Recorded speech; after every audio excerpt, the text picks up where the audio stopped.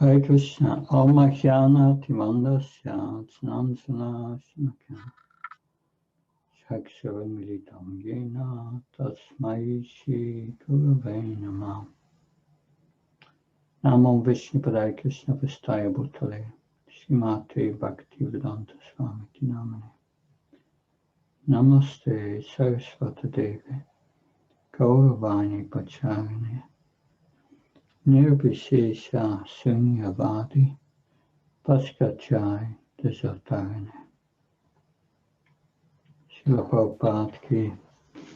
We continue today with our study of the 7th chapter of the 7th canto of the Srimad Bhagavatam, what Prahlad learned in the womb. So we will continue from text 32. What did we learn? Yeah, Pavitra Prabhu, please mute your mic. Thank you. So what did we learn in the last class? That Prahlad Maharaj spoke about polluted intelligence. We should stop the flow of polluted intelligence. And how? By practice of yoga. That the practice of Bhakti Yoga, which we heard of at the end of the last class. But Prahlad Maharaj also said this state of being awake, sleep deep, or dream, it's all dreaming. That because when you dream, you wake up, you think it's just a dream. Because it's temporary, and it's an invention of material nature. But one who wakes up spiritually, he understands this awake state is also a dream that starts with birth, ends with death. And why is it a dream? It's also temporary, like the other dream.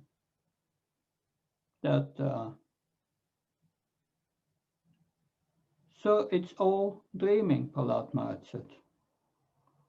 We need to come to our factual consciousness and see things as they are. And we will hear more about in these verses today, how to progress in that way. So, and Prahlad Maharaj also said, you may remember, the yogis, they like the burning of sinful reactions. So we need to burn the seed at the root, which means burning and destroying the subtle body by bhakti, because it's this subtle body that makes us take again gross bodies, one after another. So Prahlad Maharaj is explaining us how to wake up from the dream.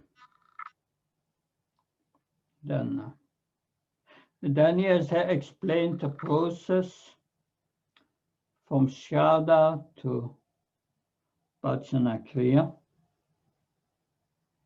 that serving the spiritual master with devotion has been explained, and finally deity worship, the level of the Kanishta Adhikar.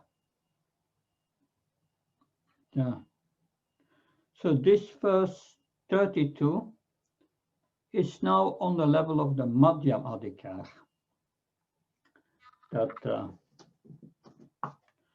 That level is explained in the beginning of the 11th canto by Havya Yogendra. to King Nimi, who asked about the different levels of devotees. And there he explains the characteristics of the Madhyam Adhikar, one who is midway in devotional service. Ishvaratat Adinyashu Balishu Vivatshucha Prema Maitra Kipo Peksha Yatkaroti Samadhyamaha. So that's called the intermediate of second-class devotee. He sees four things. He sees the Supreme Personality of Godhead and tries to develop love for the Supreme Personality of Godhead. He sees the devotees and tries to become friends with the devotees. And then he sees the innocent and preaches to them. An atheist, he avoids them. So this is, but here are other characteristics described of the Madhyam Adhikar in verse 32. I read the verse first. Hari sarvesu bhutesu Bhagavan asta ishvara iti bhutani manasa kaimastai sadhu manayat.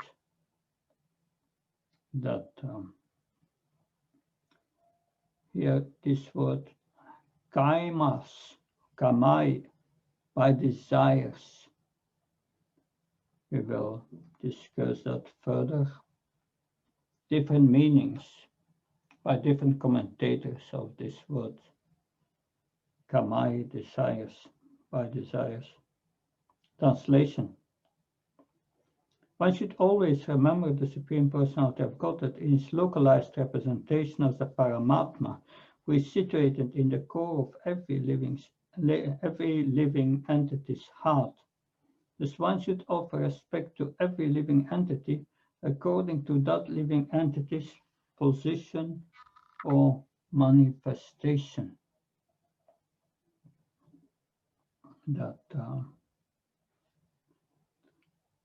So, Srila Vishwanath Chakravarti Thakur, he comments, if one thinks that only Hari is to be worshipped, that's not a position of the Madhyam Adhikar. This verse explains that we should worship all living entities because Hari is in the heart of every living entity. It is said according to the living entity's position that we don't embrace the tiger, of course. We respect the position of the tiger from a distance. So different commentators gave different explanations of this word kamai, by desires. Thus one should offer respect to every living entity according to that living entity's position or manifestation.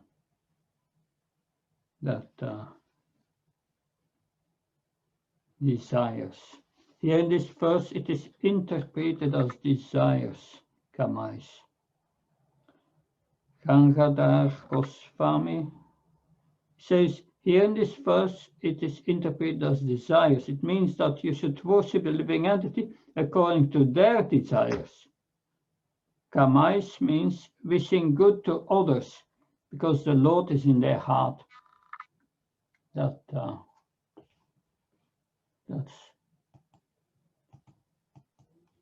the Lord is in their heart. Vamsidhar comments, worship of the Lord by enjoyable items.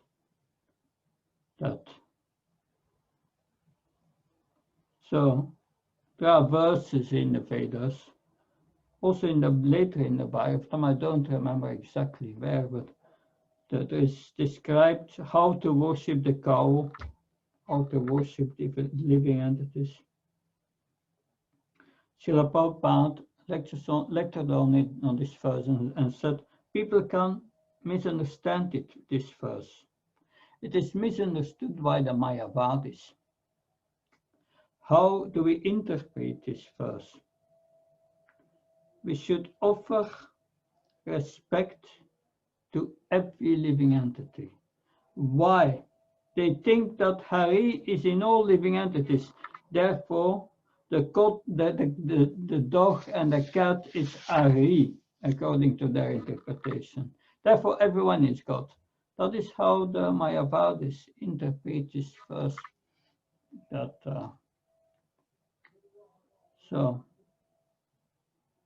So we will hear Srila Prabhupada speaks about that in the purport. So I will read the purport. Hari sarvesu bhutesu. This statement is sometimes misunderstood by unscrupulous persons who wrongly conclude that because Hari, the Supreme Personality of Godhead, is situated in every living entity is therefore Hari. Such foolish persons do not distinguish between the Atma and the Paramatma, who are situated in every body. The Atma is a living entity and the Paramatma is the Supreme Personality of Godhead. The individual living entity, however, is different from the Paramatma, the Supreme Lord. Therefore, Hari Sarvesha Bhutesu means that Hari is situated as Paramatma, not as Atma, although Atma is a part of Paramatma. Offering respect to every living entity means offering respect to the Paramatma situated in every living entity. One should not misunderstand every living entity to be the Paramatma. Sometimes unscrupulous persons designate a living entity as Daridra Narayan, Swami Narayan, this Narayan, and that Narayan. One should clearly understand that although Narayan is situated in the core of the heart of every living entity never becomes Narayan. So, unscrupulous persons. Srila Prabhupada writes. So, there is another philosophy which is called Daridra Narayan. The poor person is Narayan, especially during the time of Gandhi, because the Sudras, the lower parts of the lower class of society, they were not considered elevated, and but the politics wanted to elevate them by stating, yeah, Daridra Narayan, the poor person, is also Narayan. But why only the poor person? They just made up something. They called in his Harijans, people of God. But everyone has Narayan in the heart, not only the poor people. This is the point Srila Prabhupada makes at the end of the purport. So, study of these verses will help us to develop universal vision that Krishna is in everyone's heart. And if one has that vision, one takes to devotional service.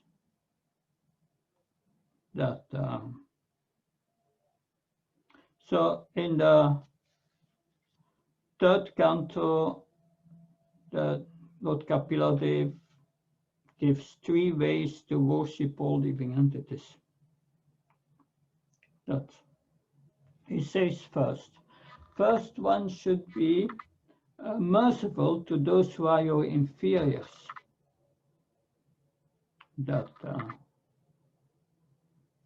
Or you should offer respect to your superiors. Second.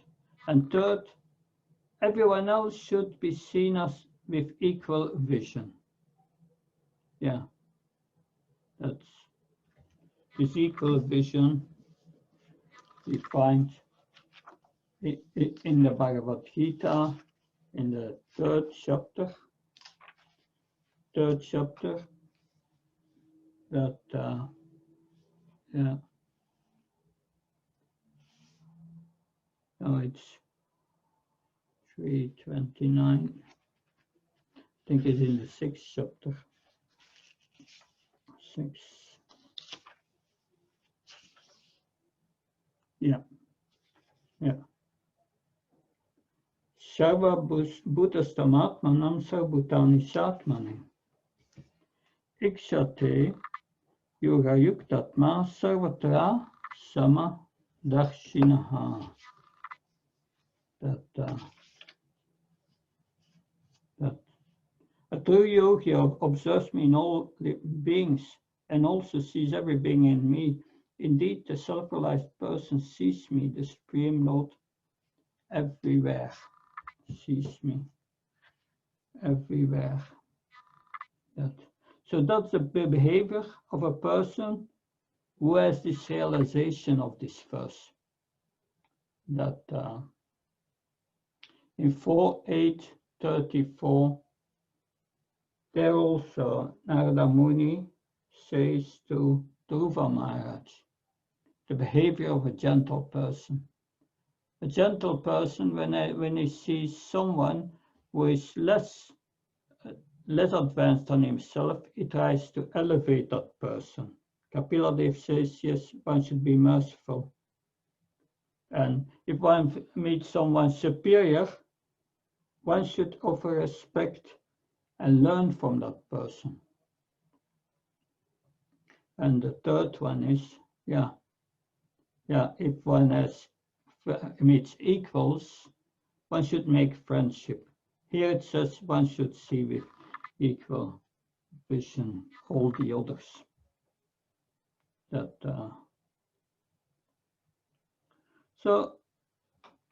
that brings up the question: what is the behavior of a person who has this vision, who has this realization?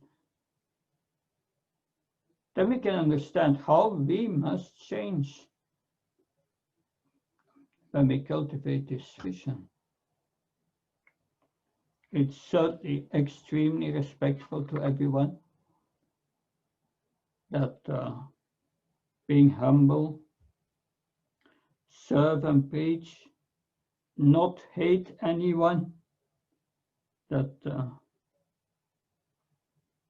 so of course, when Srila Prabhupada was lecturing on this verse, he spoke about the 3 stages of devotees, and he referred to this verse that I mentioned in the beginning.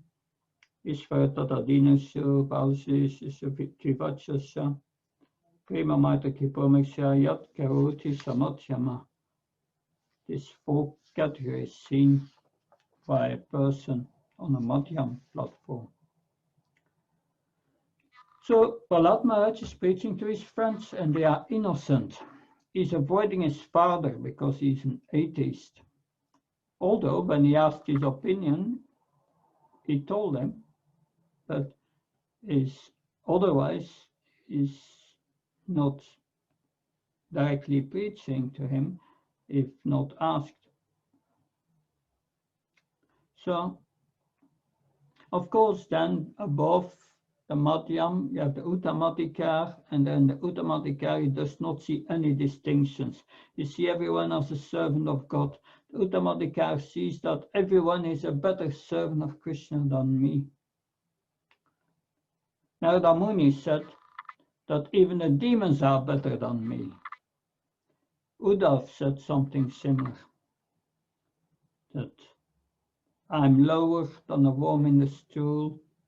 That's the mentality of a devotee, but we cannot imitate that. That must be a sincere feeling. That, yes. Someone said to Srila Prabhupada, I'm most fallen. Srila Prabhupada said, yes, what are you going to do about it? That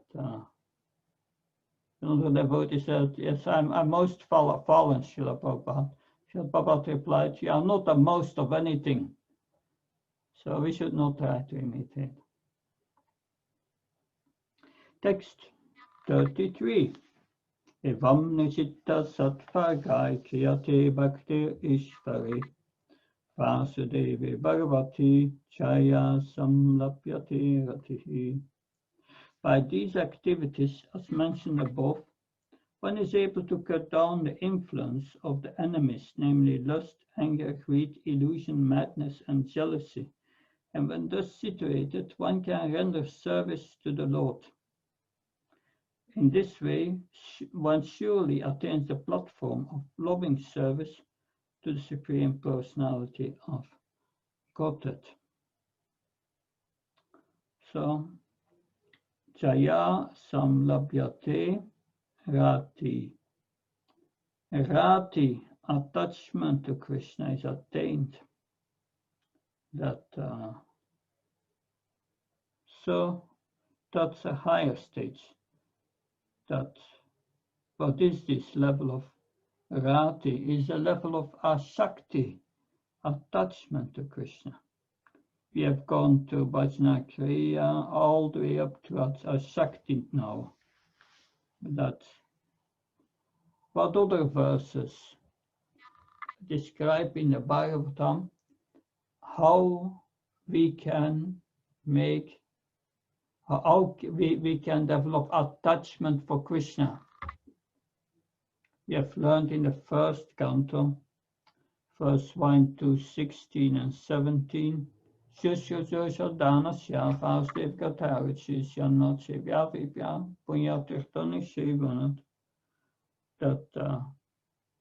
when we hear with care and attention and serve the Mahatma, the spiritual master, then Vasudeva Gata Ruchi, we get attachment for hearing about Krishna. That's the process.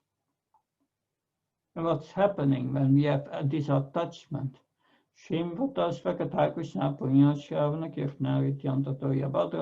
do notice Satam, then to the sincere devotee, the Supreme Lord, who is the benefactor of all the devotees within the heart, is cleansing the heart. Cleansing the heart, taking away lust, anger, greed, illusion, madness, illusion.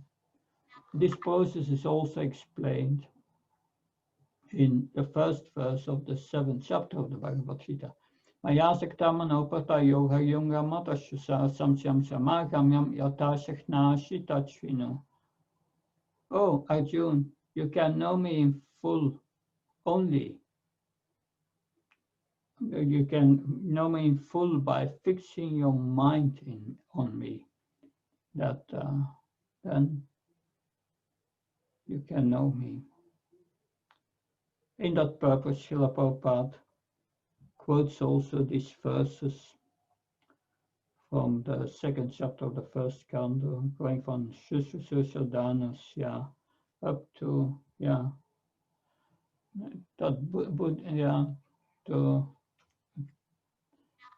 up to 219, I think, yes.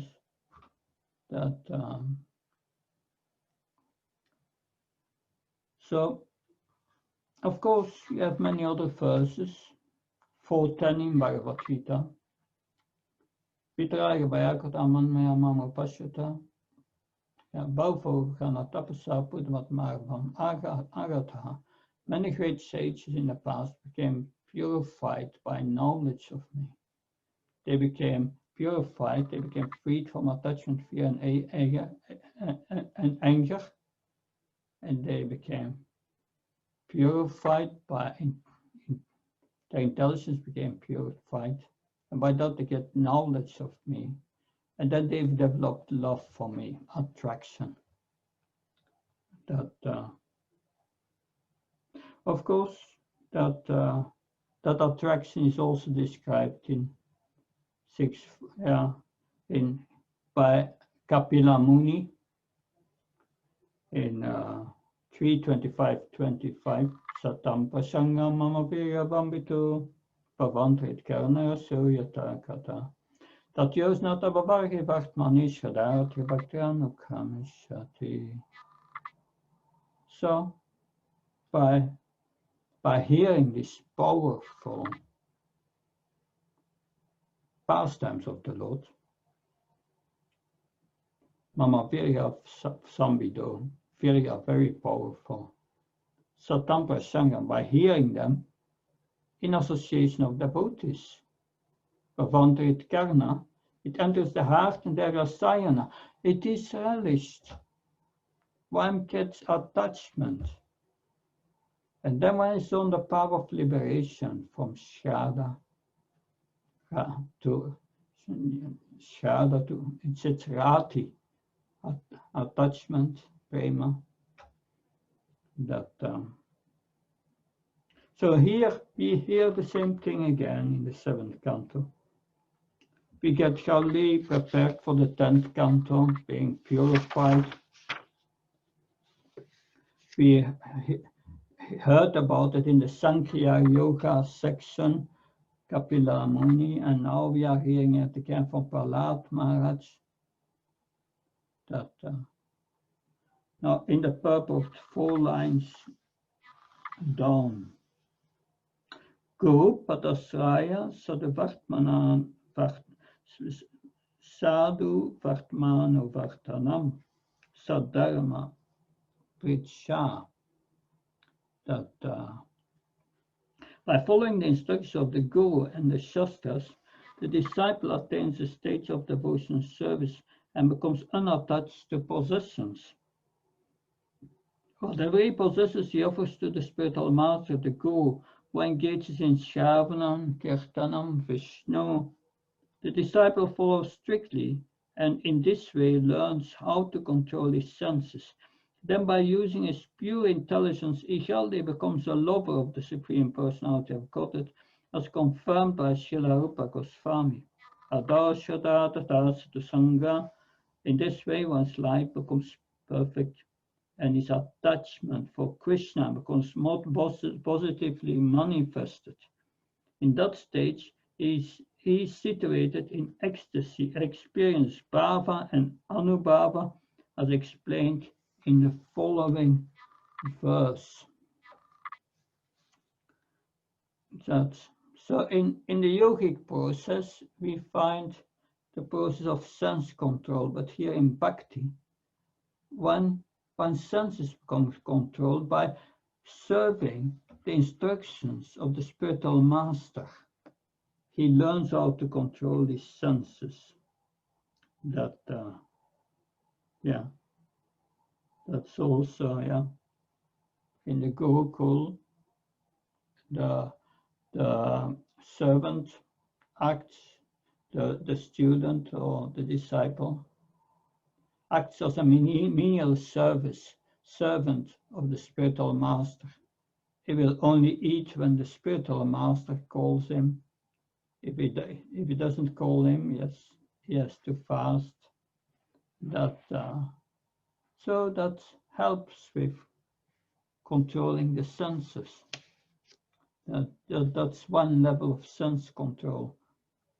That we spoke about polluted intelligence before. Now, pure intelligence means one has passed to the stage of anartha nivritti, and Geldi comes to bhava. Bhujampa he said about this verse, it describes who is our real enemy, the mind. We have no enemy except the mind. And further, we will hear Prahlad Maharaj telling that to his father. So Rati means affinity, attraction. Everyone in this world has attachment for the elements, but the devotee becomes attached to spirit. So we may think that it takes a long, long time to go to this process. But Krishna is waiting for us to make a step in his direction, to turn the darkness into light. Is what he is that waiting, is watching and waiting, and he gives us intelligence to come to him. The next verse, verse 34, describes the symptoms of Bhava Bhakti, and that is an interesting verse that we will refer to the nectar of devotion, where many examples of Bhava are mentioned. Nisanya karmani gunan atulyan vivarnidilla tanubi kritani yatadyasut pulakasugat gadam Utkanta Utkayatiratanichati. One who is situated in the devotional service is solely the controller of his senses, and thus he is a liberated person. And such a person, the pure devotee, hears of the transcendental qualities and activities of the Lord's incarnations for the performance of various pastimes. His hair stands on end on his body, tears fall from his eyes, and in his spiritual realization his voice falters. Sometimes he very openly dances, sometimes he sings loudly, sometimes he cries. Thus he expresses his transcendental jubilation. That is Bhava. In the purport, Srila Prabhupada tells us about the difference between a devotee and a non-devotee. A devotee feels ecstasy hearing about Krishna. When Srila Prabhupada was here on the planet, he gave us Krishna book, and he said, "This is our lila. To hear Krishna's pastime in Goloka Vrindavan, this is lila smaranam. Just hear Krishna book and repeat it, and you are in the perfect stage of the transcendental position." Srila Prabhupada said, just read our Krishna book and just read our Nectar of Devotion.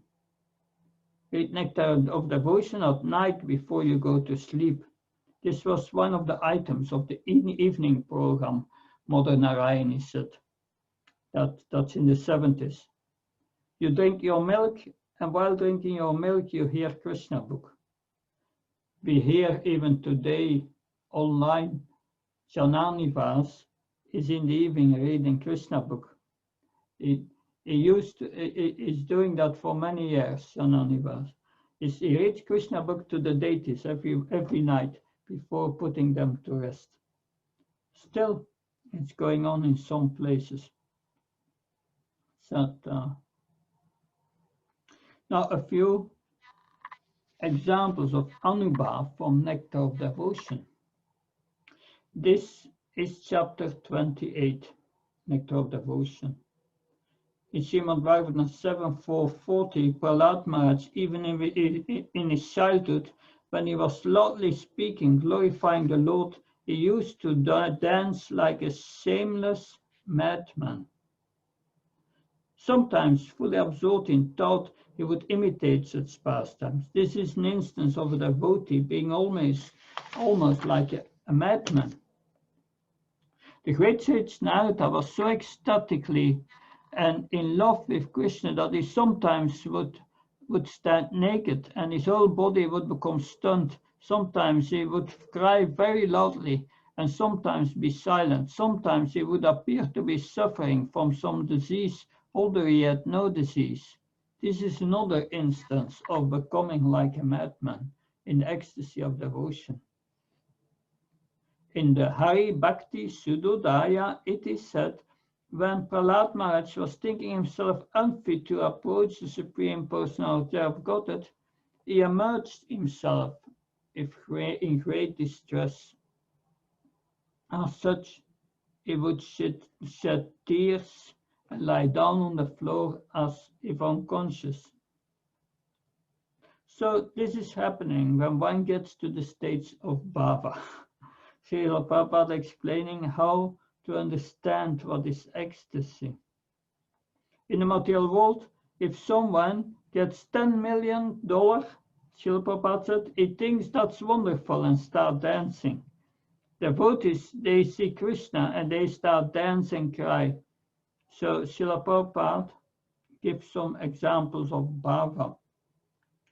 In a lecture he speaks about the illiterate Brahmin in South India. That when Lord Chaitanya was touring South India, then he came out of a temple where an illiterate Brahmin, he was trying to recite the Sanskrit of the Bhagavad Gita, but he could not read, he was illiterate.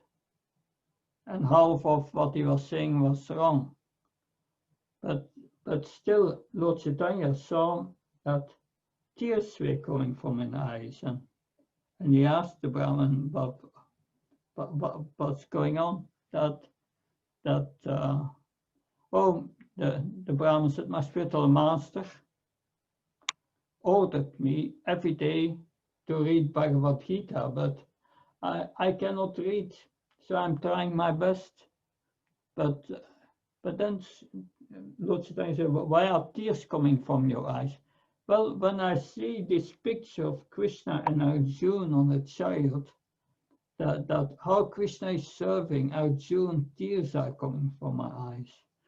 And Lord Chaitanya embraced him and said, you are the real devotee. Also, there is a story from Mukunda.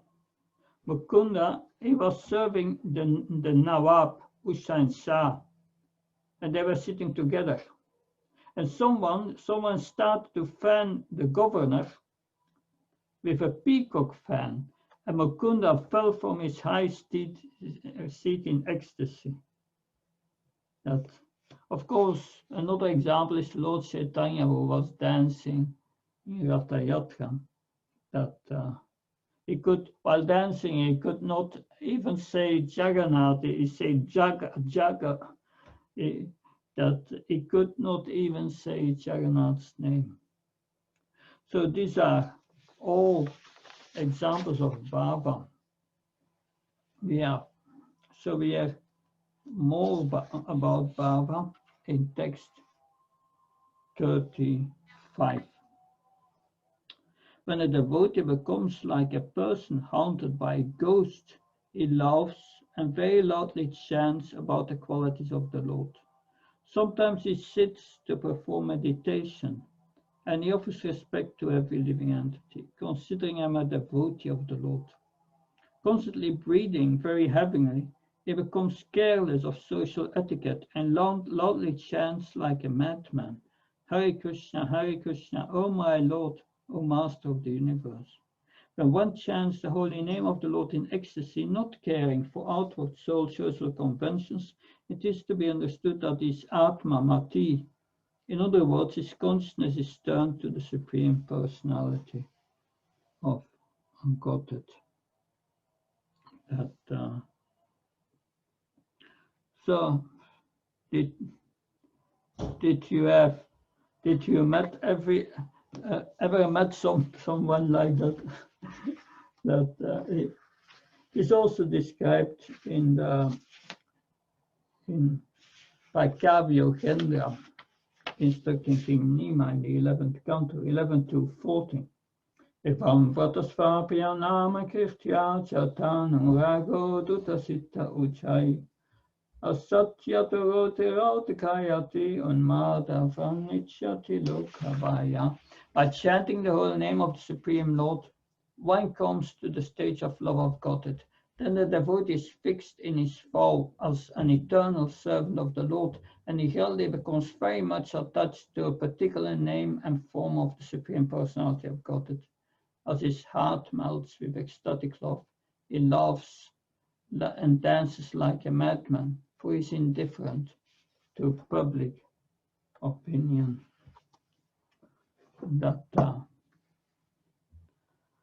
So Bhaktisiddhanta Maharaj, he made this vow of chanting 1 billion names of Krishna.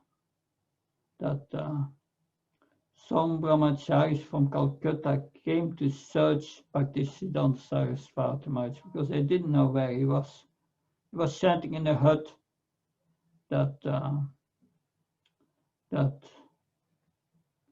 so they found him after a long search, and they found him crying Krishna, Krishna in ecstasy, jumping into the Ganga with his clothes.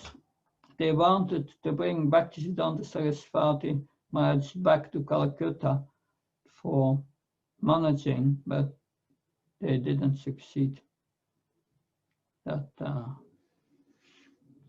So it's in Chaitanya Charitamrita, Madhya Lila.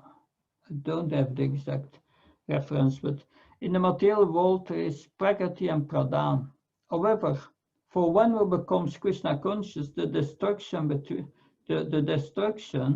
between material and spiritual, the distinction between material and spiritual varieties does not exist. So that brings up the question, what does a person in bhava of prema, what does he see? Is it all one? No, he sees Krishna, and sees Krishna is the source of all spiritual varieties. If you know Krishna, in Bhagavad Gita, then you know everything.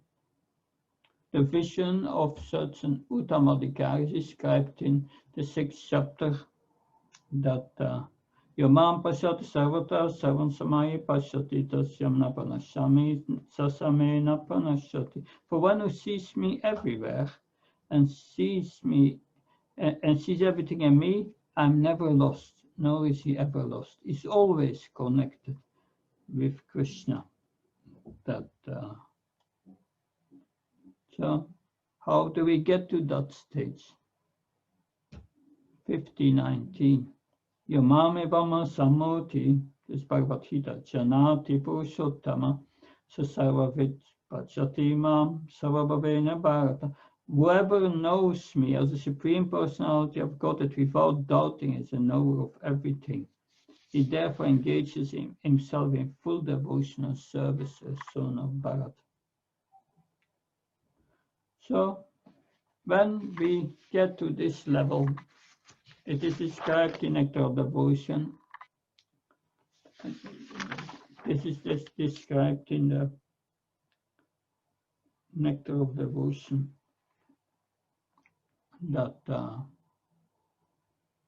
So now we read next verse.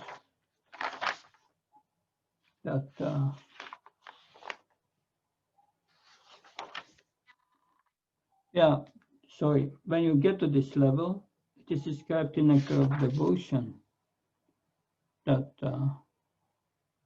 So there is like the stretching of Narada Muni, who was chanting Hare Krishna. It chanted so loud that humans started to flee in all directions. So when a devotee is experienced bhava, when a powerful devotee like Narada Muni is experienced bhava, Nishingadeva appears and all the demons start running away. Interesting. There is another verse from the Patyavali from Rupa Goswami. We do not care for outsiders, that we should simply enjoy the transcendental mellow of chanting Hare Krishna. Thus I will roll on the ground and dance ecstatically. In this way I will enjoy transcendental bliss. So usually when we hear about this ecstasy and bhava, it's many times in relationship with chanting Hare Krishna. Therefore, any other process of bhakti must be combined with the chanting. So Srila Prabhupada, that he translates in this verse, you have verse Bhakti Are Jagat Pate Narayana. That he translates, in the translation, we find that as chanting Hare Krishna, Hare Krishna. In Hare Krishna, all the other names are included. There are other the examples of devotees who felt ecstasy while doing deity worship. Bhaktivinoda Thakur, in one of his songs, mentions, one day I was doing my deity worship and my whole house transformed into Goloka Vrindavan. So that can happen. You are chanting your japa, and you don't see the devotees as usual, but you see them as spiritual beings. One devotee said one day she was driving in a rickshaw to Navadvip, and she looked over and she saw actually how it was the spiritual world, but only for a split second. Sometimes we get these flashes. It does not mean that we are on the level of bhava, but just Krishna is just giving you a little taste. Now, text 36. The devotee is then freed from all material contamination, because he constantly thinks of the Lord's pastimes, because his mind and body have been converted to spiritual qualities, because of his intense devotional service, his ignorance, material consciousness, and all kinds of material desires are completely burned to ashes. This is the stage at which one can achieve the shelter of the Lord's lotus feet.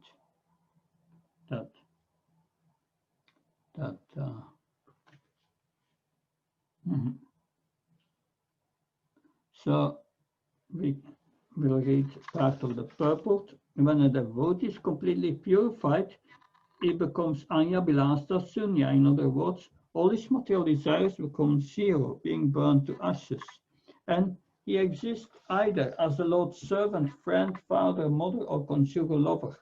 Because one thinks constantly in this way, one's present material body and mind are fully spiritualized, and the needs of one's material body completely vanish from one's existence.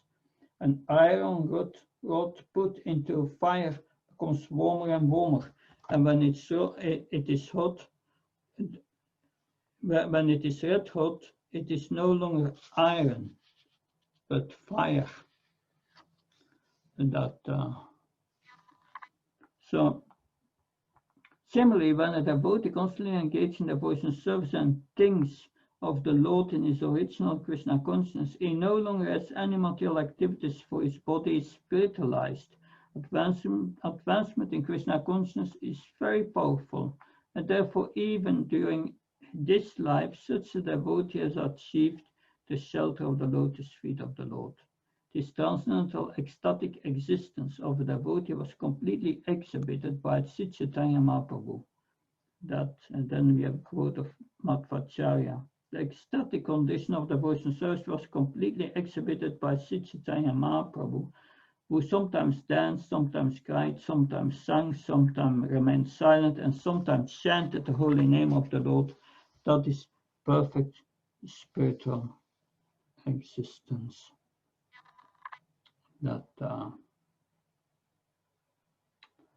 So accepting the boat of the lotus feet of the Lord, that we will hear of that in the 10th canto, that about the bewildering pastime of Brahma. Samasritaye padapalava plavam mat padam punyayasu murari pavambuti vatsapadam param padam padam padam yatvi padam natisham. For those who have accepted the abode of the lotus feet of the Lord, which is shelter of the cosmic manifestation, and is famous as Murari, the enemy of the Mura demon, the ocean of material world is like the water contained in a calf's hoofprint. Their goal is Parampadam Vaikuntha, the place where there are no material miseries, not a place where there is danger at every step. That is accepting the lotus feet of the Lord. But even those, it means that even those who are in the process of taking shelter of the Lord, they are protected. The whole material existence becomes like as small as a hoofprint of a calf. The spiritual journey looks hard, but the moment will come that the ocean will shrink, and we can look forward to that.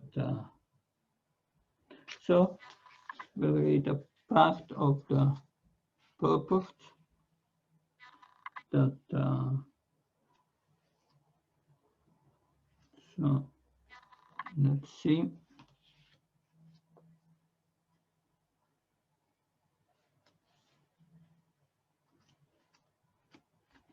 And I'm searching the passage that I've indicated here, that text 37.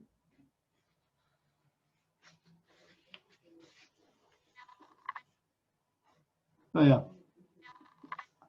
I read this purport already, that's fine. But,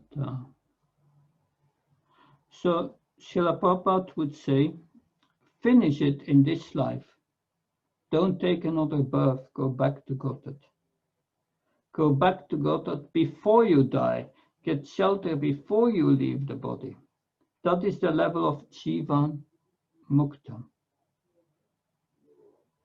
That, so Srila Prabhupada in the purport of 36 has mentioned about Chaitanya Mahaprabhu. So I will read some verses from the Chaitanya Charitamrita. Because Lord Chaitanya got initiated and he started chanting. And then he went to his spiritual master, I'm chanting the Hare Krishna mantra, and I'm going crazy. What is this? But I will read this passage from the Chaitanya Charitamrita, and I will get the database on the screen. That yes, and then yes, I will share the screen. Stop share. That's we're going to the Chaitanya Charitamrita, and it's in the Adi Lila 7, there from verse 63.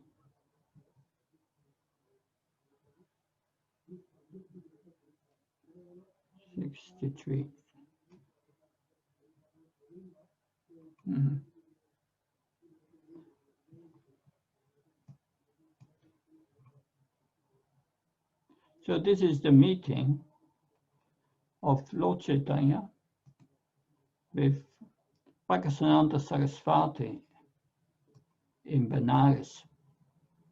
That said, Bhaktivedanta Saraswati said to Lord Chaitanya, because Lord Chaitanya He was invited by this Mayavadi sannyasis, and he was humbly staying in a place where they were cleaning their feet.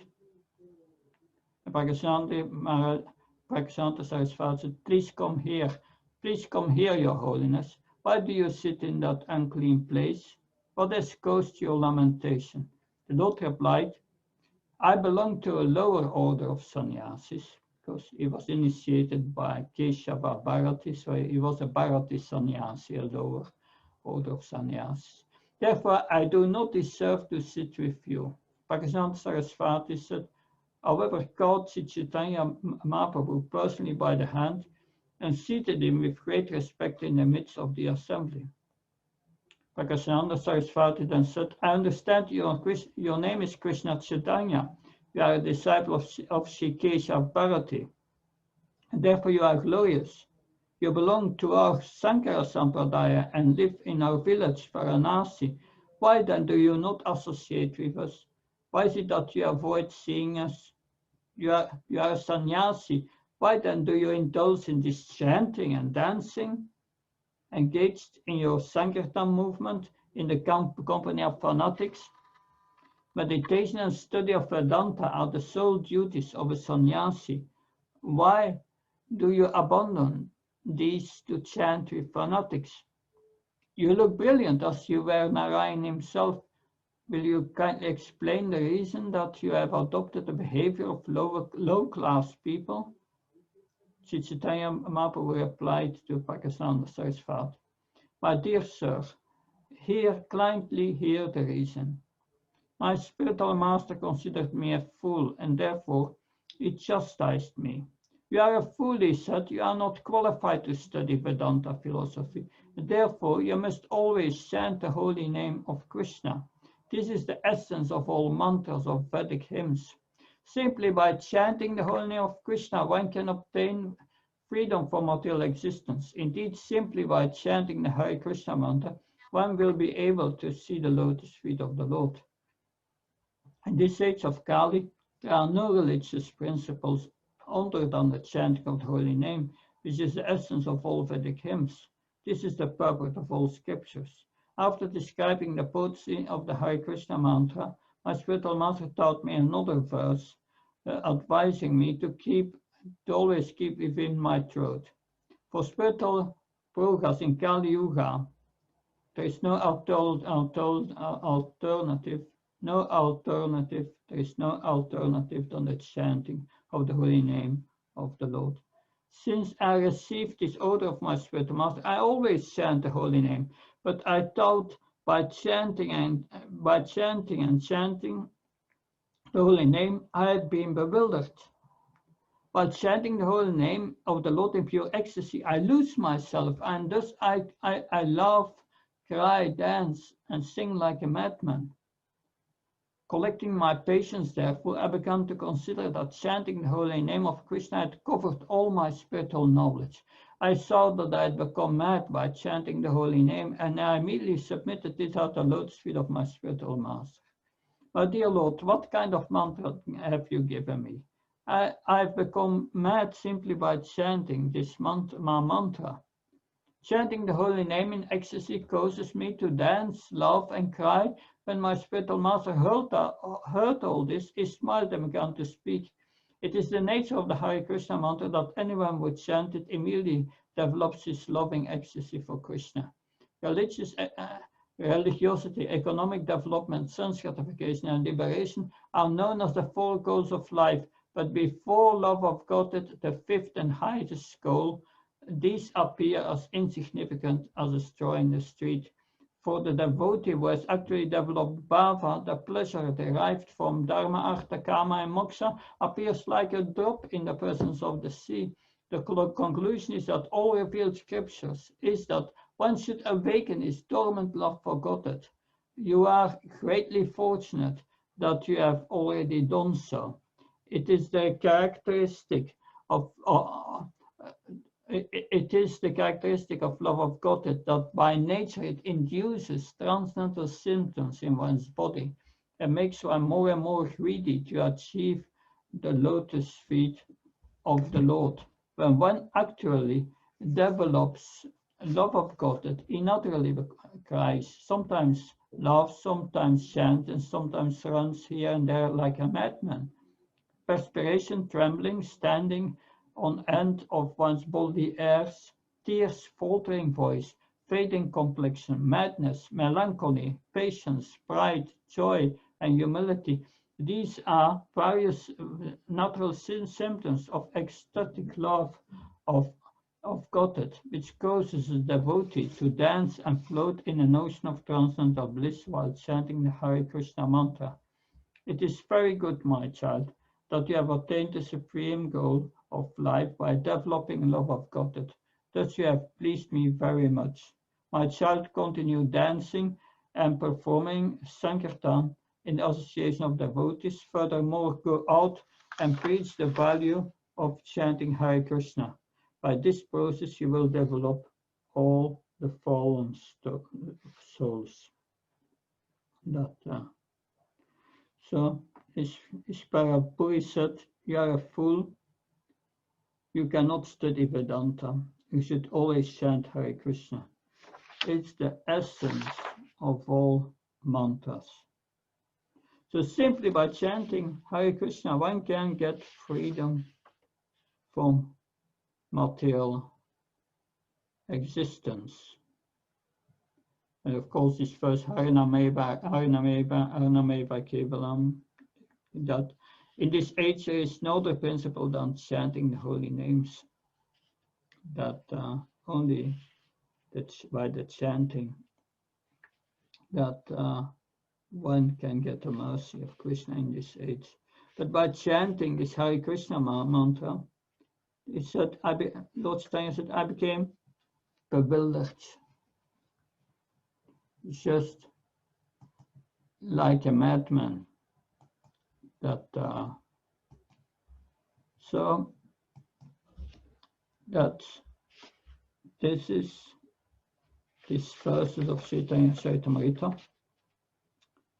This Mother Narayani, she joined in the time of that was the flower power time, the high time from the hippies in America.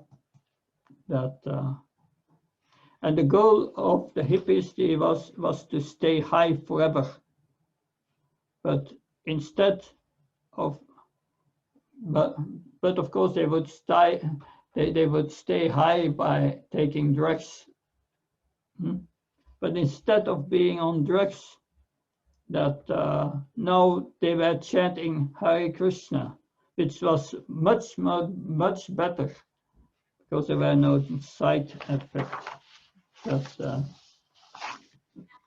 was the beginning time in California. That now text 37. The real problem of life is the repetition of birth and death, which is like a wheel rolling repeatedly up and down. This wheel, however, completely stops when one is in touch with the Supreme Personality of Godhead. In other words, by transcendental bliss realized from constant engagement in devotional service, one is completely liberated from material existence. All learned men know this. Therefore, my dear friends, the son of Ashuris, immediately begin meditating upon and worshipping the Super Soul within everyone's heart. The purport, 6 lines down. Yasya prabha prabhavato charananta koti. Yasya prabha. The impersonal Brahman consists of rays of Krishna's transcendental body. Therefore, whatever transcendental bliss one feels from merging in Brahman is due to contact with Krishna.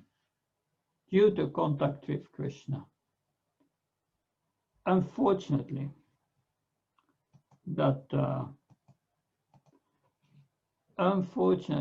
just a moment.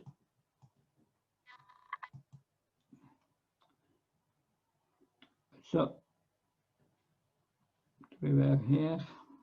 unfortunately, the Mayavadis, they don't know this. Yes, that the Brahma Jyoti are the rays of Krishna's transcendental body. They don't know this. They see the light, but they don't know where the Brahma Jyoti comes from. Continue reading. Contact with Krishna is Brahma Sukha. When the mind is in touch with the impersonal Brahman, one becomes satisfied, but one must advance further to render service to the Supreme Personality of Godhead. For once remaining merged in Brahman, in the Brahman forces, is not always assured.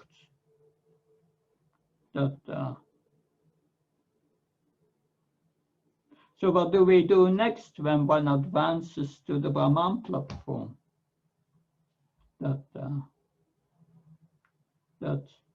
Then after that there must be attachment to the lotus feet of the Lord. Otherwise one can fall down. In the Brahma Jyoti there is no activity. There is no service. That's a problem. The Brahman effulgence is the only place in the creation where you cannot serve Krishna.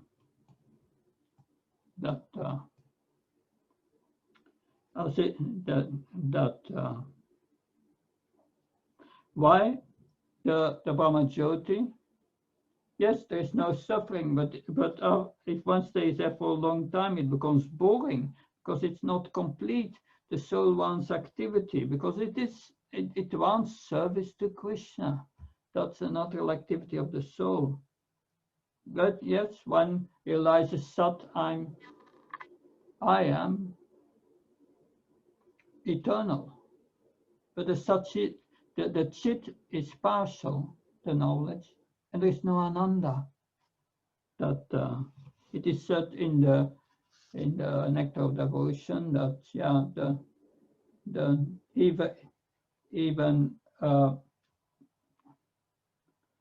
even the bliss of Brahman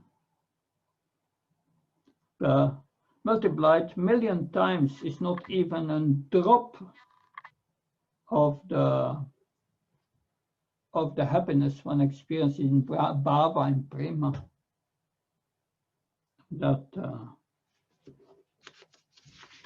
So yes, I will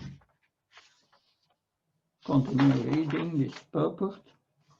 That's a few more lines.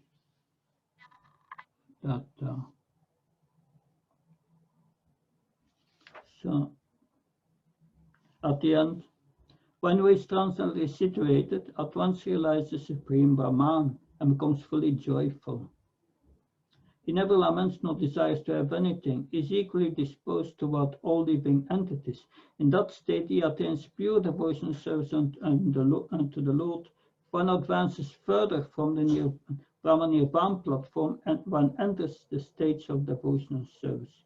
The word adoksya lambam refers to keeping the mind always engaged in the absolute truth, which is beyond mind and material speculation.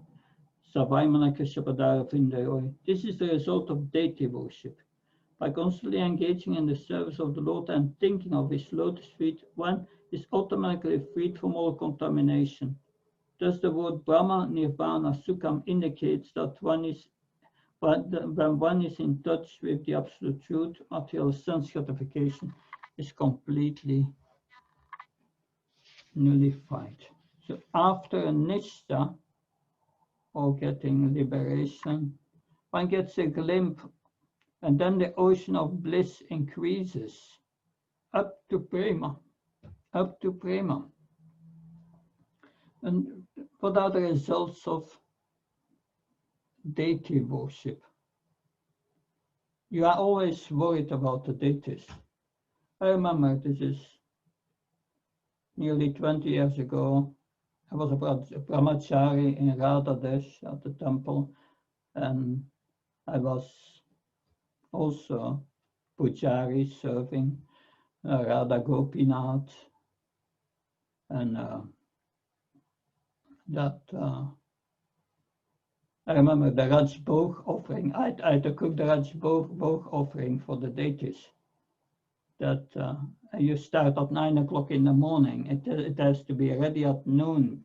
I have to make 15 preparations. It's intense.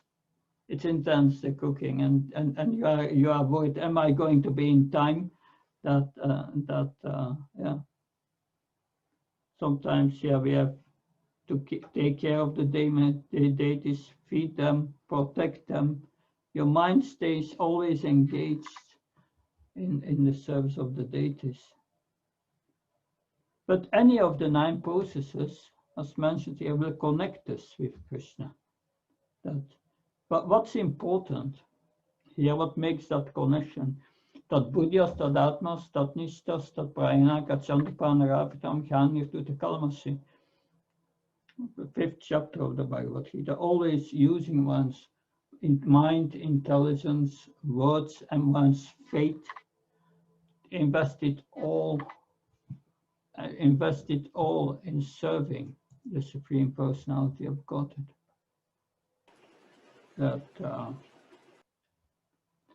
So that also what's related to that is this verse of Nectar of Devotion. Iya yasya redavye manasa karmana manasagiri Nicholas apavastesu Nicholas Jiva Mukta Sauchate.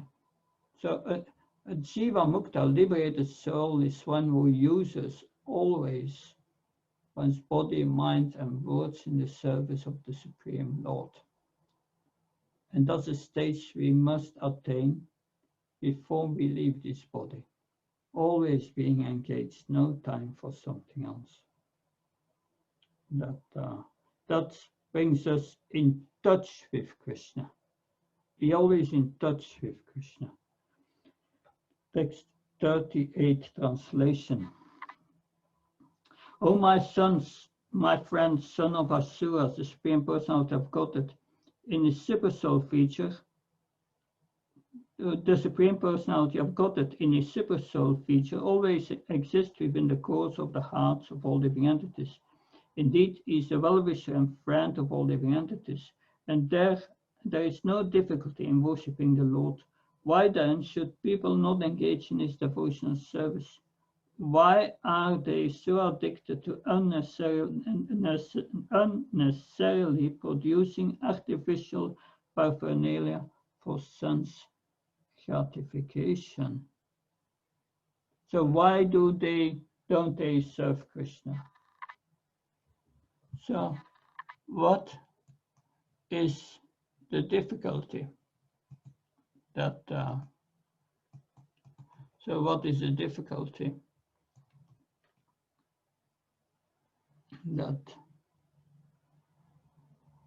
So it was, Srila Prabhupada made that point. What's the difficulty? He said to guests, just live with us and serve Krishna. But what would they say? No, we have no time. It's better to work like an ass for sense gratification. Work like an ass, no time. We are reading from the purport, 8 lines down. That is text 38. The Lord is so friendly to all living entities that he remains within the heart, so that one can always contact him without difficulty. One can do this simply by devotional service, Shravana, Kirtanam, Vishnu, Smaranam, Sadha, Sevanam.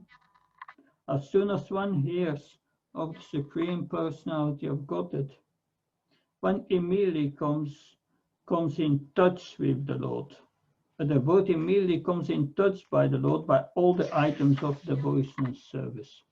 And then the verse of Prahlad Maharaj, Sharna Krishna Vishnu Smaranam Pada Sevanam, and so on, is describes. Thus, there is no difficulty in approaching the Lord.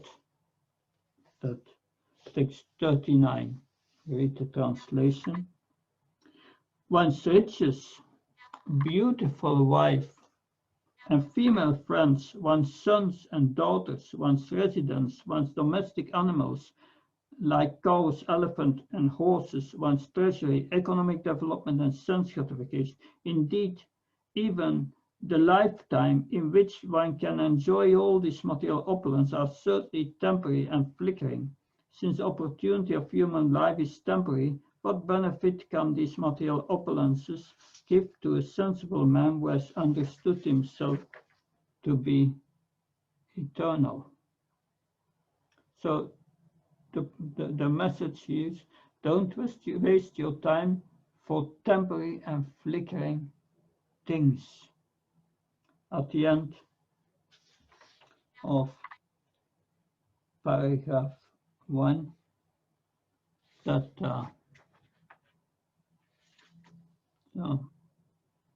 in conclusion, why should one waste time for so-called economic development, which is neither permanent nor pleasing to the soul? That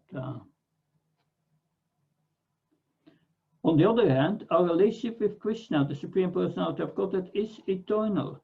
Nitya Siddha Krishna Prema. The pure souls are eternally in love with Krishna, and this permanent love, either a servant, a friend, a parent, or a conjugal lover, is not at all difficult to revive. That, especially in this age, the concession is made that simply by chanting the Hare Krishna mantra, Hare Nameva, Hare Nameva, Hare Nameva Kevalam, one revives his original relationship with God, and thus he becomes happy that he does not want anything material, as enunciated by Chaitanya Mahaprabhu, Nadanam Najanam Nasundarim, Kavitam Chaisa Kamai. A very advanced devotee in Krishna consciousness does not want riches, followers, or possessions. Raja Kalatam Pasava Satadayohiha Mahi Kunjariko Shabutaya. Thus, the satisfaction of possessing material opulences, although perhaps of a different standard, is available even in the lives of dogs and hogs who can revive their eternal relationship with Krishna. In human life, however, our eternal dormant relationship with Krishna is possible to revive. Therefore, Prahlad Maharaj has described this life as Artadam. Consequently, instead of wasting our time for economic development, which cannot give us any happiness, if we simply try to revive our eternal relationship with Krishna, we will properly utilize our lives. So this is the advanced stage of Ruchi.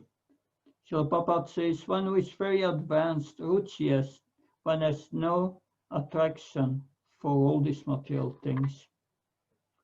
That so in Krishna book, chapter 29, it is described how all relationships are temporary and the relationship is with Krishna is permanent. So I will read a part of a paragraph of about 20 lines from the Krishna book. This is the Rasa dance introduction, the gopis replying to Krishna. Oh dear Krishna, they continued, you are the supreme instructor. There is no doubt about it. Your instruction to women to be faithful to their husband and merciful to their children, to take care of household affairs and be obedient to elderly members of the family are surely just to the tenets of the Shastras. But we know that one may perfectly observe all these instructions of the Shastra by keeping oneself under the protection of your lotus feet, our husbands, family friends, family members, and children are all dear and pleasing to us only because of your presence, for you are the super soul of all living creatures. Without your presence, one is worthless. When you leave the body immediately dies, and according to the injunction of the Shastras, a dead body must be immediately thrown into a river and burned. Therefore, ultimately, you are the dearmost personality in this world. So this is the realization of the gopis, that everything material is worthless only when Krishna, because Krishna is inside, it has value. That so is the gopis realization. That so now we will read verse 40. That it's a long section today. That we are nearly there. Only 4 verses to go. That verse 40 mostly explains that heavenly planets, they are temporary. They are not the goal of life. Text 40. It is learned from Vedic literature that by performing great sacrifices, one may elevate himself to the heavenly planets. However, although life on the heavenly planets is hundreds and thousands of times more comfortable than life on Earth, the heavenly planets are not pure, nirmalam, or free from the taint of material existence. The heavenly planets are also temporary, and therefore they are not the goal of life. The Supreme Personality of Godhead, however, has never been seen or heard to possess inebriety. Consequently, for your own benefit and self-realization, you must worship the Lord with great devotion, as described in the revealed scriptures. Srila Prabhupada uses this word inebriety. That in the you find it in the dictionary described as drunkenness, as especially habitual of intoxication. But I think Srila Prabhupada had more an old English dictionary, and there it has to be understood when Srila Prabhupada uses this word inebriety, it means no contamination, no confusion. The Lord does not possess inebriety. So the Lord has not a fault of contamination. There is an analogy from Bhagavad Gita, which explains that going to the heavenly planets is useless. One goes there and one has to come back. It's like a Ferris wheel going up and down. I read the purport 4 lines down. There is a similar struggle for existence, even for the king of heaven, Indra. So we've seen this path and Lord Nrsimha. Yes, you go to heaven, what's happening? That Indra is there and he becomes a servant of Hiranyakashipu. Good luck to go to heaven, and then you have these demons there. So Srila Prabhupada, thus there is no practical benefit in promoting oneself to the heavenly to the heavenly planets. That indeed, from the heavenly planets, one must return to this earth after one has exhausted the results of one's pious activities. There is also an analogy given in a verse of the Bhagavatam that one goes up until the fuel is finished, and then one comes down. So an airplane goes up, and it has to come down. What is the fuel that brings us to the heavenly planets? Is our pious activities. But when the fuel is finished, one has to come back. 41. A materialistic person thinks himself very advanced and in intelligence, continually acts for economic development, but again and again, as enunciated in the Vedas, is frustrated by material activities, either in this life or the next. Indeed, the results one obtains are inevitably opposite to that one desires. So one obtains the opposite of one's desires. That's interesting. See here in Yakasipu, he had everything and he wasn't satisfied. Srila Prabhupada quotes a Bengali proverb, and the meaning is, I constructed this house for my happiness, but everything has been put on fire. And some devotees also have that experience. They lose everything. Yeah. I had the same experience when I joined. I lost everything. But I'll tell this pastime another time. Too much to go through. But Mother Narayani, she gave an example of my god sister Mama she lost everything. All her possessions, her sleeping bag, everything was gone in India. Finally, she went for a swim in the ocean, and the ocean washed her clothes away. She was left with really nothing, literally. And then she became a devotee. Of course, we lose sometimes everything. But what does Krishna say about that? In the 10th canto, it's chapter 88, verse 8, that there it is said, Yasyam anugrinami arishyetattanam sanai, tatutanam tiantyasya svajna dukadukitam. Yasyam anugrinami. If I give my mercy to a devotee, what's happening? If I especially favor someone, I hardly deprive him from his wealth. Then the relatives and friends of such poverty-stricken man abandon him. In this way, he suffers one distress after another. We are too much attached to Krishna and we cannot let it go. Krishna helps. It takes everything away, and then we must let it go. That is mercy. In 1978, Balavanta wrote in Back to Godhead, the proof of Prahlad Maharaj is all around. Every year we manufacture millions of automobiles to speed up our journey to our situation with comfort but every year thousands of people die in horrible accident. No one thinks today I'm going to die on the highway, then they would not leave, but many die.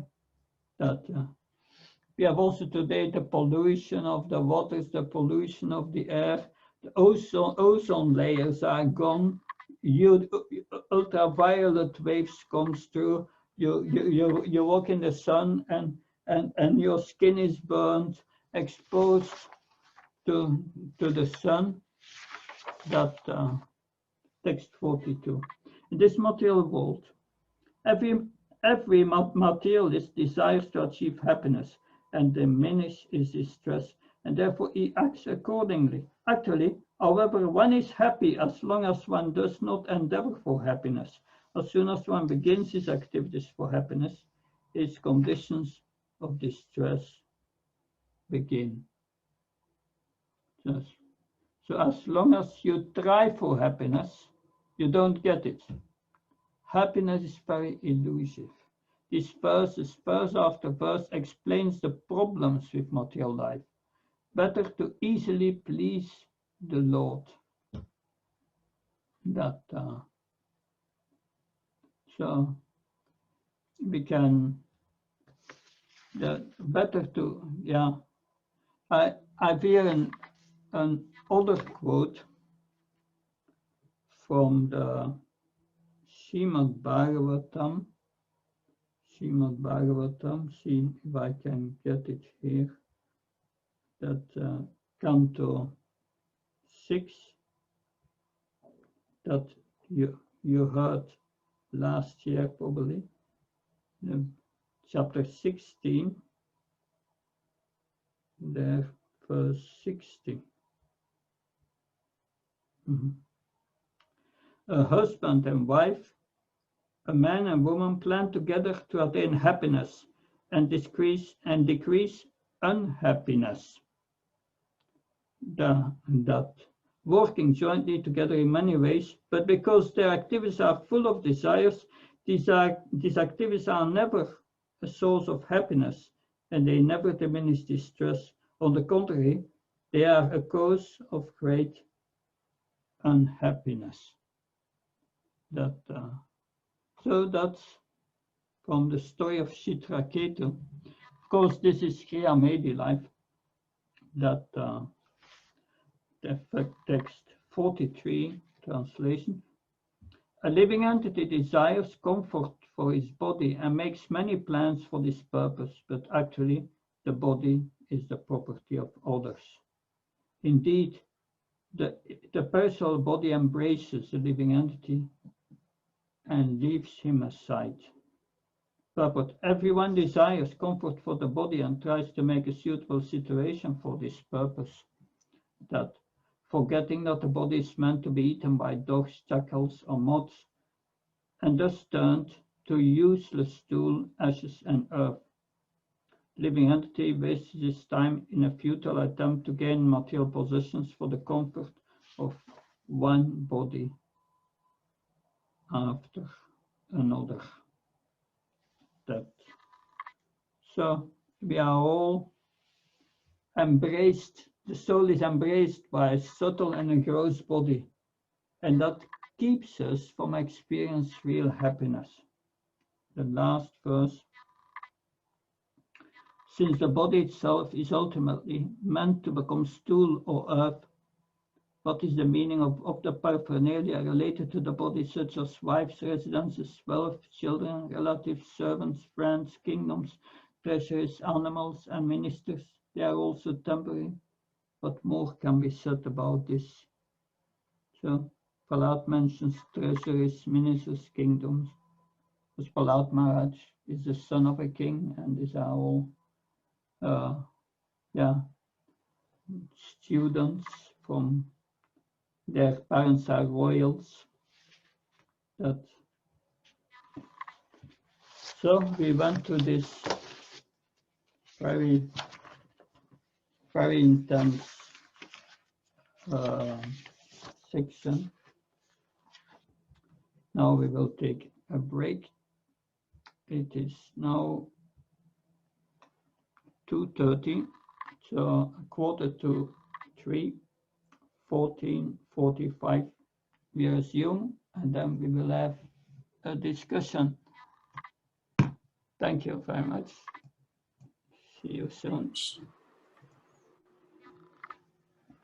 Hare Krishna. So we are resuming to some discussion. I will first start with a few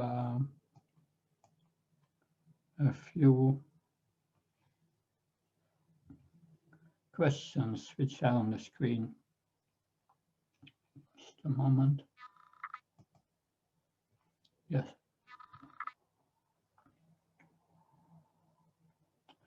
So this is from Mother Prabhupada Priya from text 36. It seems that one is freed of material contamination only after attaining the Bhava stage. Is that right? If you study Madhurya Kanambini, you will see that Nishta, at the end of Nartanivritti, the reactions are practically all burned.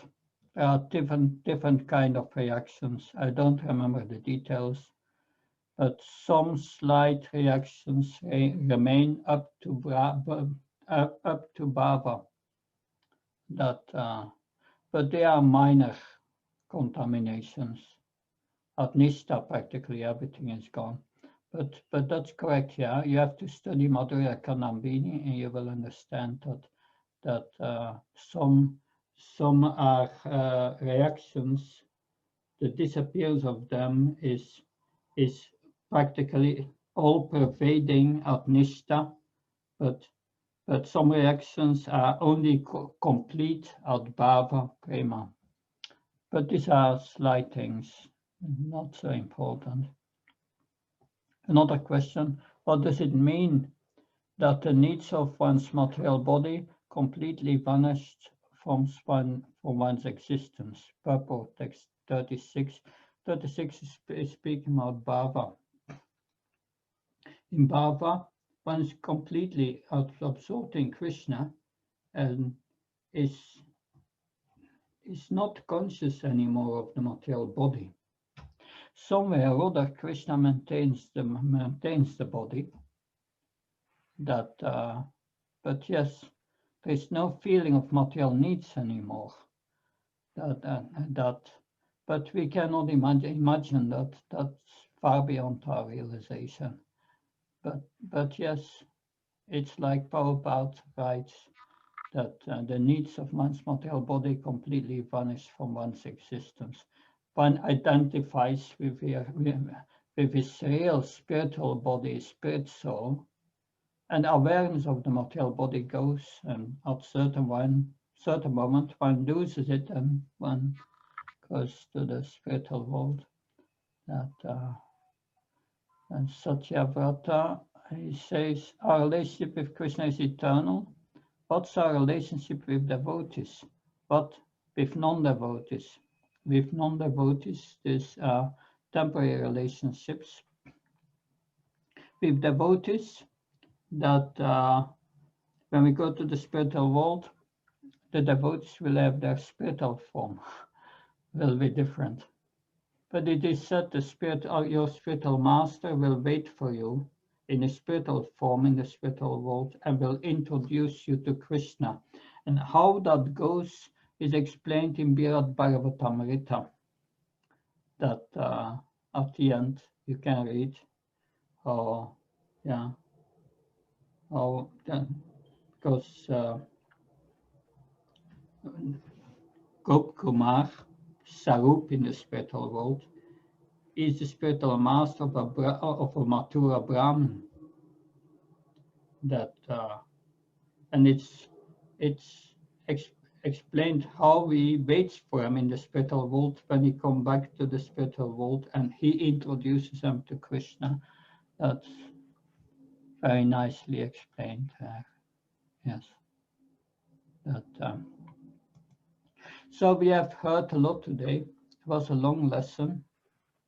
But we heard a lot of things that Prahlad Maharaj said, which helps us to cause detachment, which helps us to cause the development of detachment from this material world. So I just want to hear from you. Do you remember any of these points that Prahlad Maharaj made? What helps you think about your life and giving up your present attachments? Anyone has realizations while hearing about this? That please share them. What especially struck you? What did you find very relevant? That or of something you have to work on? That Prahlad Maharaj said.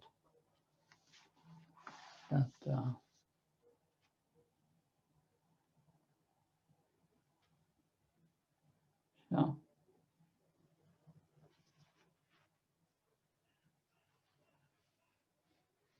Mm-hmm. Okay. I think this is. I can't see your name, but I think it's Pavitra Prabhu. Please speak.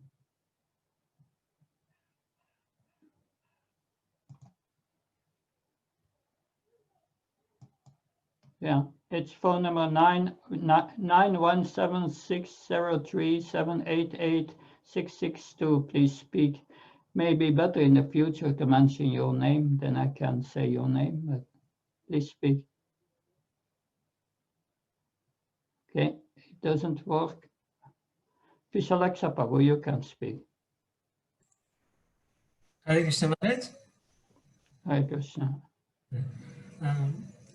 Maharaj, one of the point I feel always inspires me from teachings of Prahlad Maharaj and from your many points you have covered, especially that the material world, when in the material world, at least I remember before becoming a devotee, material world looks like a comfortable life, like having job or a family or relatives, comfortable position, everything. Material looks very comfortable. Or some fever comes or some pain comes, okay, we'll take medicine. No problem. Problem is solved. Some other problem, something is materially mean to say that any material problem I used to solve with the material solutions. But that is not the end. Once it is over, again it is to come. It is like a repetition. But I never, and of course, enjoyment of the life also, especially the sense gratification. I never know that it is a punah punah charvata charivananam. So the sense gratification always makes us, more tasty. Especially I remember uh, eating outside in the hotels. Uh, so every time I eat, it looks a tasty. Okay, Sunday we'll eat or what you call any day whenever you want. But later I remember this sensual enjoyment, the senses is pulling. Still I remember when I'm studying, there is one dosa counter we used to be there, some small hotel. So in the hostel, difficult to eat sometimes because it is not tasty. So sometimes I used to go and eat there. Even sometimes, not only Sundays, but every time the tongue used to drag. Taste is there, please go there. So I used to go there almost every day later after 1 month. So this dragging of the senses, okay, I will eat better or tasty and all. It is continuously, pulling. Why is pulling? I don't know. Why you have to go? I have to enjoy. That's it. But after I met my spiritual master and devotees, and reading Srila Prabhupada books and hearing from Srila Prabhupada and Vaishnavas, I realized this is a Puna Charvata Charvananam. The same taste, what you call, I am tasting, but I am not able to give it up. I still remember once the dog used to vomit. So there are so many dogs. So one dog vomited, and after some time, it smelled the same vomit and again eat that vomit. And by seeing that, I vomited myself. Situation. So I don't know. It's a punah punah charita charita. No. But later, when by the mercy of my spiritual master and mercy of Prabhupada and Vaishnavas, I realized that this sense gratification is actually punah punah charita charita. And there is no solution, at least my observation, there is no solution for that. It is a constant trap. Unless we get the mercy of one spiritual master and the Acharyas and Krishna and blessings of course, Vaishnavas, it is not possible to understand that actually it is a punah punah charvata sarvanam. Yeah, So let that shows how deep the illusion is in which we are entrapped. So difficult to come out. This influence of the three modes is so deep. But when we come to goodness, surely we come to understand. Vasudev Krishna Prabhu, what is your realization after hearing these talks of Prahlad? I like Maharaj this part in text 42 where Prahlad Maharaj is saying that every materialist desires happiness and diminish his distress. So he's acting like that. But he's saying actually one is happy as long as one does not endeavor for happiness. And as soon as one begins his activities for happiness, then his conditions of distress begin. So it reminds me of also in Chaitamrit, it is said that this devotees, they are Nishkam, Otav Shanta, but those who are Bhukti, Mukti, Siddhi, Kami, all of them, they are Ashanta. So they're always trying to endeavor something. But the devotees, because they are Nishkam, they don't have any desire, so they're Shant. And we also practically see, like, if we are staying in one place and like trying not to over endeavor for some things, just do our regular duty, then we are much more. Mm-hmm. Yeah, we don't hear you anymore. Peaceful. But if we want to do something extra in a big way, then to face so many distress. So that was what I was thinking, Maharaj. Yeah, that's a very good realization. Many times we start making plans for our comfortable life, for our son's enjoyment. But after hearing Prahlad, we should all think, if I make such plans, I'm making plans for my unhappiness factory. That should be our realization. Thank you, Vasudev Krishna. Satyavrata Prabhu, please share with us. That. Hare Krishna Maharaj. Yes, please speak. So, my constant contemplation is that how just coming to devotional service, so many miserable conditions are evaporated in our life. So what I am realizing that in the verse, the real problem is repeated birth, death, old age, and disease. That what Prahlad Maharaj is explaining. So why a conditioned soul does not understand this? Because of the contamination in the heart. What is that contamination? Contamination is because of our sinful activities, and the root cause of sinful activities is ignorance, and that ignorance is our lost relationship with Krishna. That is real ignorance, and because of that root cause, whatever manifested in our life, it becomes a source of suffering, and we are just influenced by the three modes of material nature, and we are, the materialist is working just like hunting as a ghost. But whereas Prahlad Maharaj, also the devotee lives also like that, when they are ecstatic and they are completely absorbed in Krishna, they are also dances like hunters. So this is the difference. Same thing, consciousness is only different, and activities also different. Although activities are same, consciousness is different. Somebody is suffering and somebody is enjoying in his relationship with Krishna. So if I am taking little step towards devotional service, coming to Krishna, Krishna helps us in so many ways. That's what Prahlad Maharaj again and again reminding us, that don't be attracted by the temporary nature of this material world. Everything is temporary. We should look towards Sat, which is eternal. Thank you, Maharaj. Yes, sure.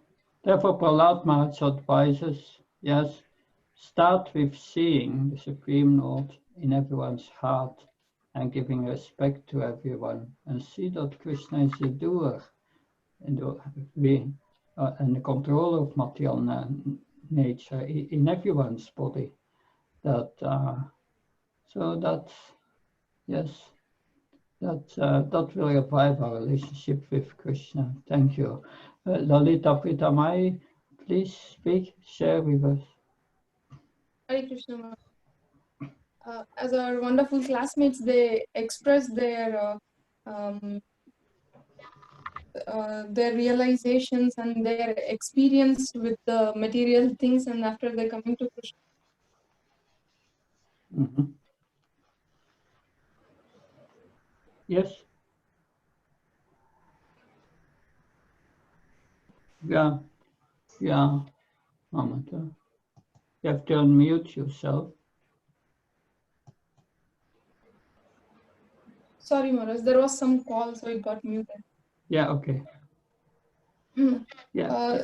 So most of the devotees, when they express that how was their life before coming to Krishna consciousness and after coming to Krishna consciousness, I see a lot of seriousness in their life, especially in the spiritual life. But my position is like, from my childhood I'm brought up in Krishna consciousness. So this is one of my good fortune, and I think that I'm just taking it for granted, because maybe I'm not taking this very seriously. Here in Shloka 41, Prahlad Maharaj says that we should not endeavor more for economic development, because it ultimately gives frustration. And maybe because of my inexperiencedness, I'm not able to understand it totally, Maharaj. So can you please give me some suggestions? How do I uh, get get that into my mind? How do I understand? Since you have been raised in Krishna consciousness, my experience is that with children who have been raised in Krishna consciousness, they know about Krishna. That Krishna is a special, they have a special attraction for Krishna. So that is certainly your good fortune. Of course, we need to advance further. And you have taken the best step to do that. That's hearing this Bhagavatam, that will churn your heart. Because that is really the benefit of this course. It's not to get a diploma or something.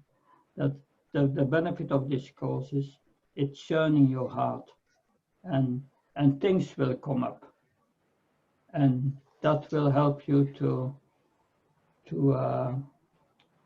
advance further. But you are raised in Krishna consciousness, therefore you are very special to all of us. That I was not in that position. I was born in a family of demons, great demons, and I had to struggle many years to give up this demoniac tendencies, and then trying to become a devotee. But you have been taught about Krishna since early childhood. Very fortunate. Thank you. Maybe now two more. Avinash Mathur Prabhu, can you please keep it short? Please speak. Yeah, Hare Krishna Maharaj. Uh, I would like to repeat your one point that right from the childhood, that has a great influence. Prahlad Maharaj also says that right from early age, that helps a lot in future development. So, because in old age, in my case particularly, I came very late age in ISKCON fold. So I can realize that, and now Prahlad Maharaj, when he says, I appreciate that point. Secondly, just now we heard example of our taste buds, compelling us to go for material enjoyment. So it is written in some places that whenever we have such desires, material desires, if we do it in relationship with Krishna. For example, if taste bud, then we say this is something tasty, and I want to offer it to Krishna and take it as a prasadam. So gradually this lusty desire would go away. Gopis also had lusty desires, and they thought in terms of Krishna. Then they are lifted above such lusty desires in a spiritual platform. So if we turn all these desires in relation with Krishna, then probably we'll come out of it. Thank you, Maharaj. Thank you.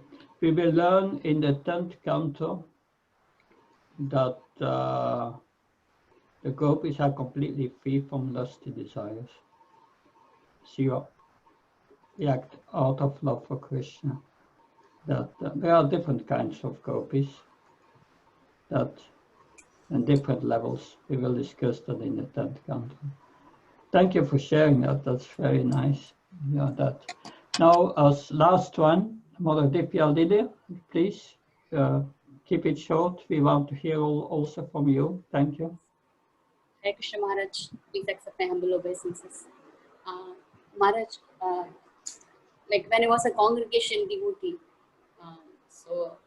during my Bhakti Shastri, the teacher inspired to become full-time devotees to me and my husband. And so I was, that time my inspiration was, okay, when I become full-time, love of God, it's easily available when I become full-time. So now for the past 8 years, I've been serving as full-time.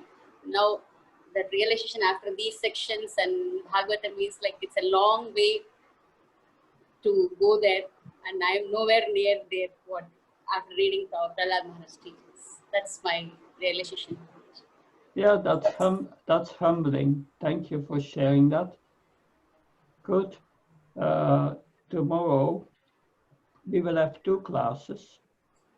That in the afternoon, Mother Kasturica will give a Bhagavatam class. So we will start the class tomorrow 30 minutes earlier at 12:30 p.m. Thank you very much. I look forward to see you tomorrow. And tomorrow we will end this chapter, what Prahlad learned in the womb. Thank you. Hare Krishna. Sai Hare Prabhupada. Krishna.